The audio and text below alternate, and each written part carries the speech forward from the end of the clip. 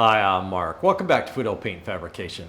Well guys, we're hitting a bit of a milestone today. I block sanded the car a couple more times since you've seen it last, and today we're going to go ahead and spray the last final 2 coats of primer on the car. Fingers crossed. I really hope this is the last 2 coats. Then once that sets up, we're going to go ahead and apply some 3M controlled flow seam sealer in the drip edge here and also on the filler panel. So let me grab the camera, do a quick walk around, see how the car's looking right now. I've already blown it off, so then we got to get some masking done, get some primer sprayed, and then we can move on and get the seam sealer on it. We left off last week. I was blocking out with 100 grit to get those shiners down, get those body lines right. And I know for some of you guys, that's pretty coarse sandpaper. But I was still straightening the car. And I learned early on when I was younger that if I moved to too fine a sandpaper too quickly, that the cars didn't come out as straight. So I tend to stay with a little coarser sandpaper, and then once I get the car straight, then I start worrying about the sand scratches and stuff like that. So I did block it all out with 100 grit, dry guide coat, blocked it out. Then I jumped to 180 grit, dry guide coat, blocked the whole thing again.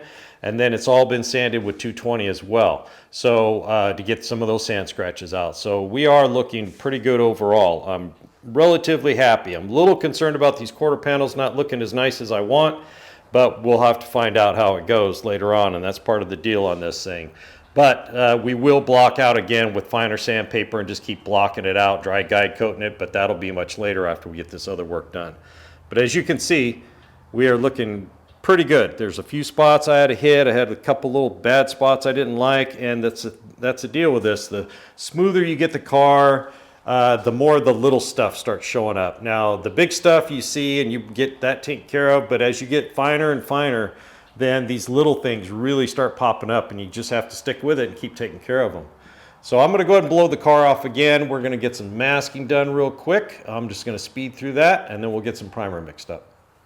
We're not going to get super carried away with masking. There are some areas I want to protect for sure. The rockers haven't been prepped, and I don't want to keep just blasting epoxy on them for no reason. So we'll get some paper down to there. The drip edge, this lip right here, I'm not going to put more epoxy on it, at least not right now. But we do need to make sure we get a good, at least one good coat down inside that. The seam sealer needs to go over paint, over epoxy or something. It can't hit bare steel. So we want to make sure we get a good coat in there. I'm going to go ahead and blast through this, and we can get to spraying.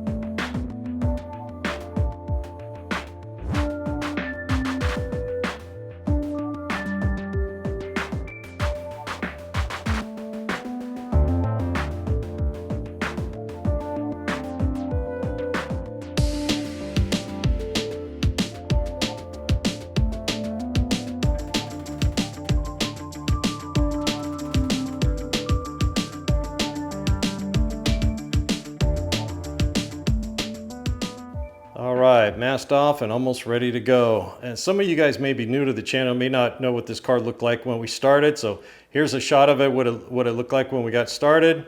Then we brought it in the shop, once we stripped it down, had to replace a quarter panel. Then I took it over to Oregon, had it dipped, came back nice and clean. And then we got to work on, patch panels, fixing dents, and just all kinds of stuff. A lot of customization, a lot of work on the car.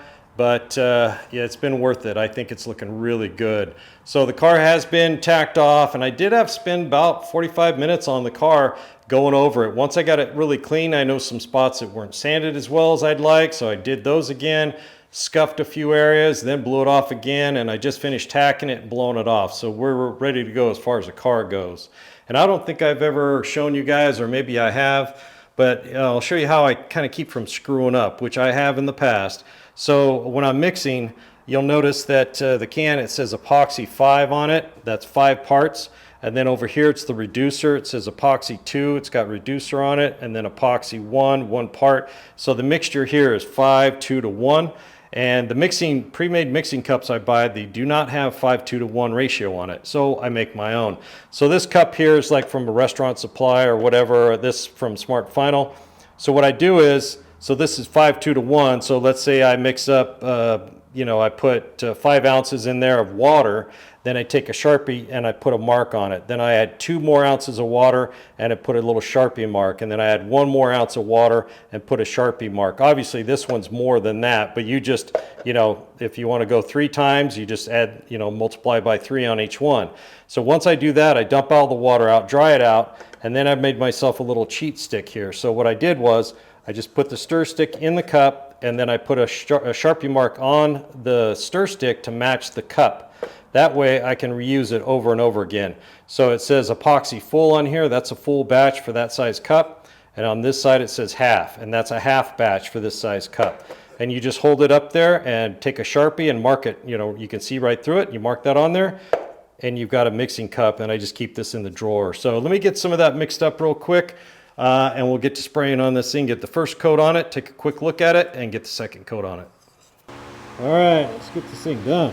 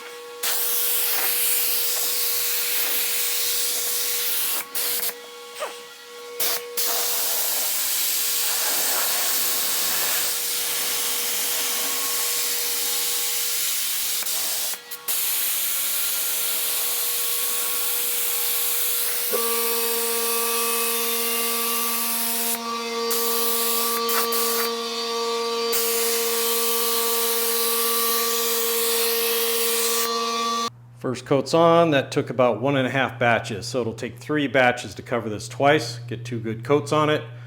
It's looking pretty good. A couple of dry spots I had to back up on, but other than that, we're doing really good, and it is just primer.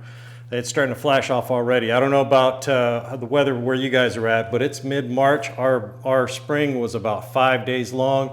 Today, it's supposed to be 93. So it went from spring to summer in a blink of an eye. But hey, it's better than working out here in the 40-degree weather. So I'm gonna go ahead and grab the gun. I'll get the second coat on, and I won't even film any of that. We'll bring you back, we'll take a look at it. The second coat went on really well. Did get a couple of bugs in it though, so which isn't too bad for having the door wide open. Had to dig his dead carcass out and spot that in a little bit, one on top. No big deal, they'll sand right out. But all in all, it's looking really good. That transition where this body line meets the door, it kind of fades off into a round and then back into a shape into the door. I was really concerned I got that right. It looks pretty good. It may not be perfect, I don't know. But looking down the side here, it looks pretty good to me. Got nice shape. This quarter panel to door, I think everything's looking really good over here. Get that angle on there. Look right down there. I think that looks pretty good. So we're done for a while on this body. Now we need to let this set up. I got to let it set up at least a day, day and a half, and then we'll work on getting the seam sealer in the drip edge right there, and also over here where the filler panel meets the sail panel. So I'll see you guys in about a day and a half. All right, it's over a day and a half later, almost 2 days later, and everything's looking beautiful. I don't know if you guys can tell, but this epoxy lays down so super tight and smooth. It's really nice. And you know, it's really nice when you're gonna have to sand it with something a lot finer the next go round, so you're not fighting a bunch of orange peel and stuff like that. So let's move on and get these drip edges done. I'm going to go ahead and scuff them real good. I've got a little purple Scotch-Brite pad right there. You could use the gray, the ultra fine, but I'm going to use the purple, and I'm just going to jam it down in there and make sure that's scuffed up real good. So let me bust that out, and then we'll get to masking this off. All right, we got that scuffed. I went over it 2 or 3 times, really crammed it in there to get the nooks and crannies scuffed up real nice. Blew it out, wiped it with a rag, and blew it out again, so we're good to go. So I want to mask down inside there. And to do that, what you can do is, since it's going to fold over, I don't know if you guys can see the shadow there, but I want to try to keep a uniform shadow line. You can see the drip edge right there, and you see the tape sticking up. And what you need to do is figure out, once you fold that over, how far it's going to go down. And once you figure that out, then you just go along the whole thing and have the same amount of reveal from the top of the tape to that shadow line. And that's really it, and then you just fold it over. So let me bust that out real quick, and then we'll get to the one that's a little bit more critical, the one on this side that you can see real easily. All right, we got all that masked up. I'm pretty happy with that. So you can see the body line right there. See how it drops and then it comes back out and then back down again? I want my next masking to be just under that roll right there, that last roll as it goes down, straight down. So we're just gonna kind of lay it in there. And I'm going to use that line as my guide as I run the tube through there. I'm going to want to fill up to the bottom of the tape. So it kind of, keeps me on track, where I'm at. So I can just kind of flow it through there and just keep it filling up right to the edge of that line, and I should be pretty good. So it's going to be a little tedious. I mean, the straight runs are going to be easier, but as we go around the corners down there, it's going to be a little more difficult. But we'll just keep at it and use as many pieces of tape as we have to, and we'll bust that out. All right, I'm going to start on the straight section first, and we're going to get some of that down, but I'm going to pull enough tape out and kind of leave it wild. It's a lot easier to go from the straight section and then make this curve right here than to go through the curve, then land on the straight section. So if you start on the straight part first, it's a lot easier. So we're just going to go and kind of lay this in here real quick and then come back and finish that part.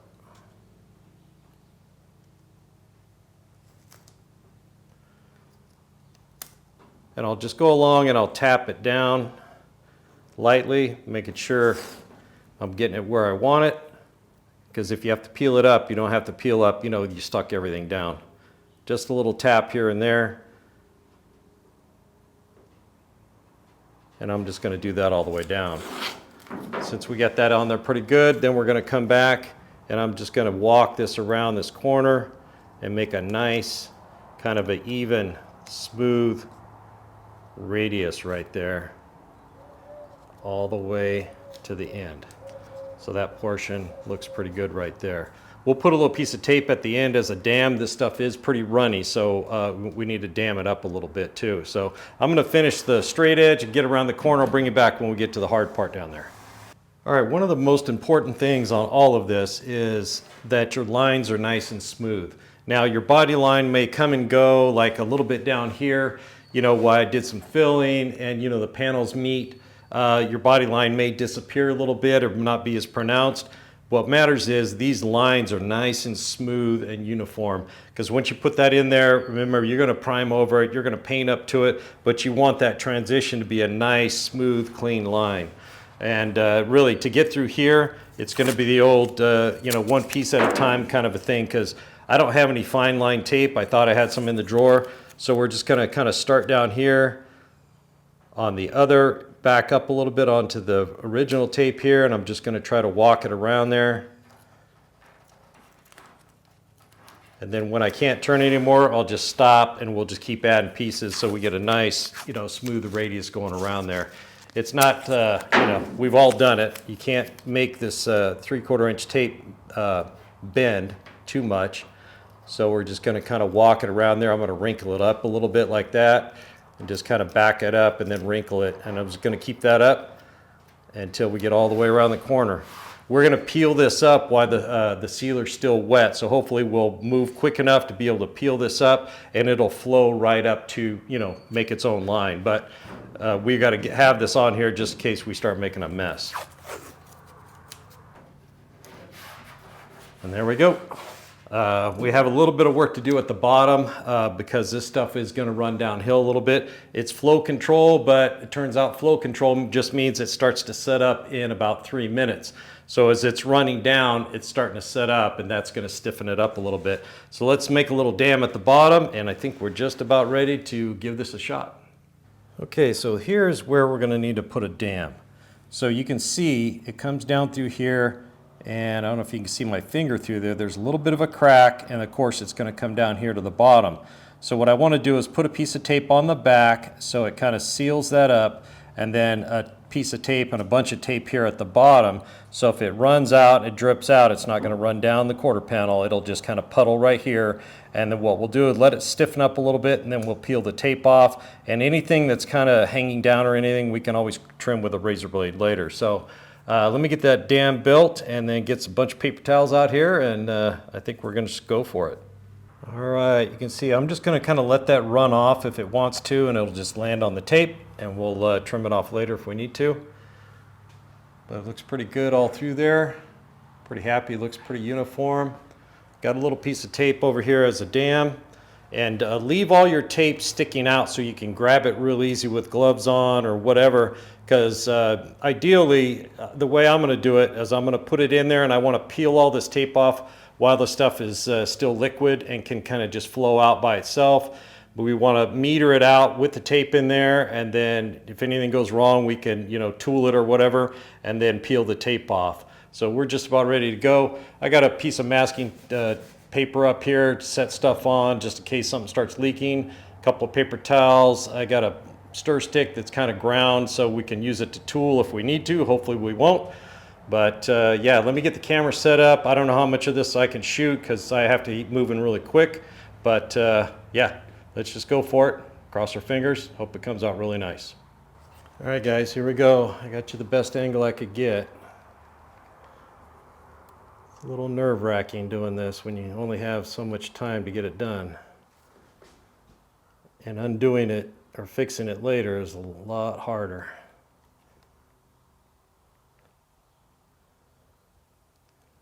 So I'm trying to make sure I fill it up really good, because this back corner over here has kind of a, I don't know, a crease in it or a dip where the two pieces of sheet metal went together.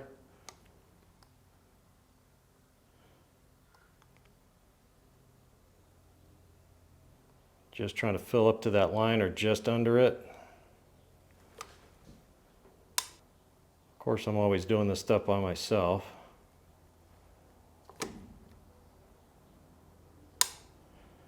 This stuff flows out pretty good. Now 3M makes a lot of this different stuff. SEM makes quite a bit of it, you know, and I'm quite sure they're comparable. Didn't get quite enough there, so I'm going to kind of put a little extra and let it flow out.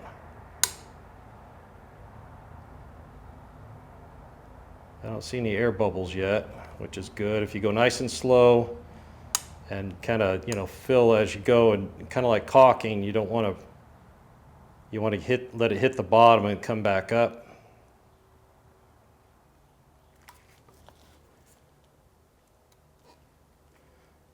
The smoother you are, the smoother it's going to look too when you're done. The thing is, if you screw this up, let's say you have to go over it again, you can. Like let it set up, remask, and then put another layer over the top of it. Like if you have some voids or something you can go ahead and backfill those, because that's the whole idea. We want to get this sealed up so no water gets in there. So if you have to do it again, you have to do it again.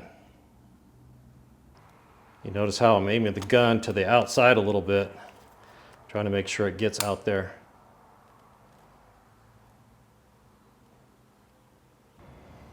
I do have a heat gun standing by. Since this is two-part, heat will speed up the activation. So if it really starts running down this hill, I can always grab that, I guess, and throw a little heat on it. Try to get it to slow down the run, but speed up the set. Kind of running downhill and catching up to the applicator tip, so it's blobbing up a little bit here.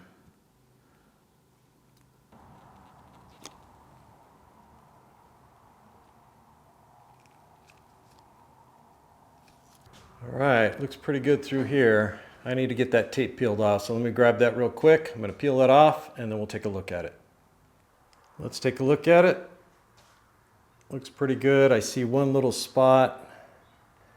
It's a little dry right in here. I might have to go back and just dab a little bit down inside there. Going down through here, it looks pretty good. And down through here, it looks pretty good. It's kind of hard to get your head around there. I see a little spot right there. It's going to need a little touch up. But all in all, I think it looks pretty good. We got a little dangler right there. We'll trim that off, no problem. But we look pretty sealed. I'm pretty happy with it. Just one little spot right there. We're going to have to touch up.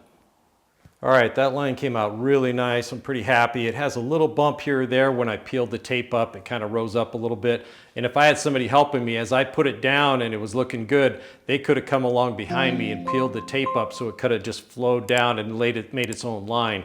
But I'm super happy with it. I was a little nervous about doing it.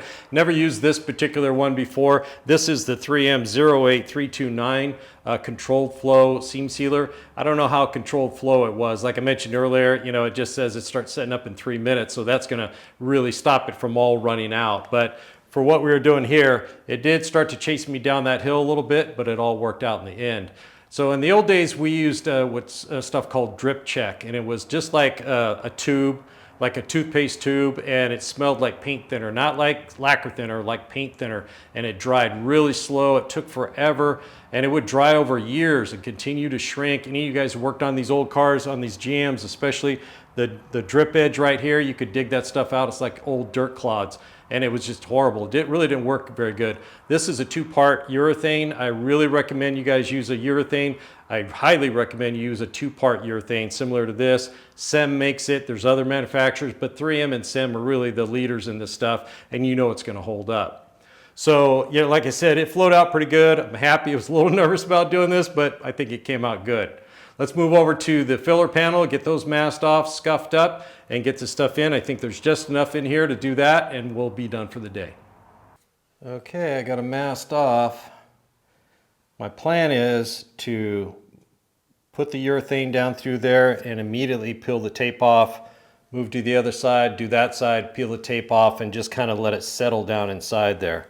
At least that's the plan. So let's put the camera down and get it done. All right, here we go.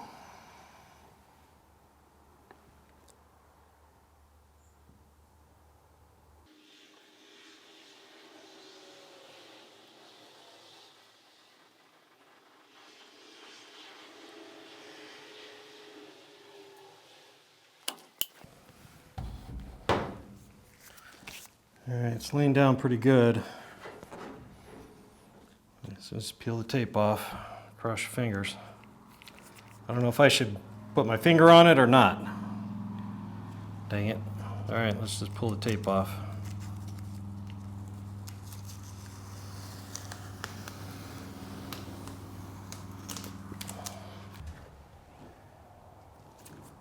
Well, it looks perfect from here to here. A little bit right there and a little bit right there because I didn't peel it up immediately.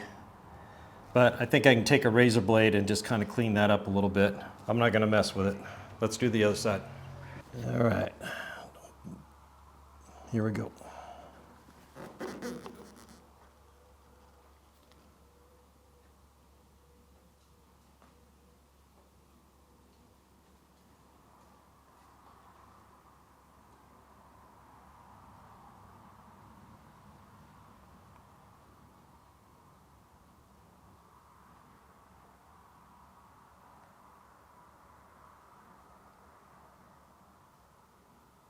Going pretty good.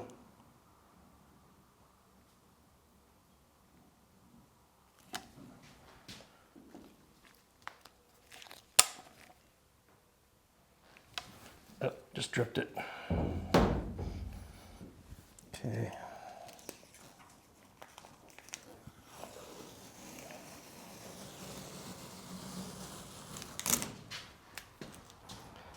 All right, they came out pretty good. Let's let this set up a little bit. I got to clean up the tube and we'll take a close-up look at it. All right, let's look at the bad side first. Looks pretty good overall. but we've got like, I don't know if that's a bubble or what right there. So I'm not gonna mess with it. I'm gonna let it cure out of the way and then I'll see what I can do, but I can't leave it like that. So if I have to cut that off with the razor blade, retape it and put a little bit in there, that's fine. Over here, it came out beautifully. It was a lot smoother and it just looks really good. Laid down in there perfect. Then it flowed out. I got the tape off right away and it flowed out perfect. So I'm really happy with this side. The other side's not the end of the world. I've seen worse, that's for sure. But yeah, pretty happy to get this busted out. All right, let's check out our work and then we'll wrap this one up. Got the driver's side done as well. It's looking pretty good. Pretty happy overall. I did blob some right there on the sail panel. I'm just letting it cure. I'll get a razor blade underneath it and scrape it off. I try to wipe it off, I just smear it everywhere. Then we got the filler panels we just saw. Looking really nice, especially this side. That stuff flowed out really nice. That's the beauty of this stuff that really flows because it just kind of lays down in there. Just use the tape, to kind of, keep you from making a mess. Give you something to follow.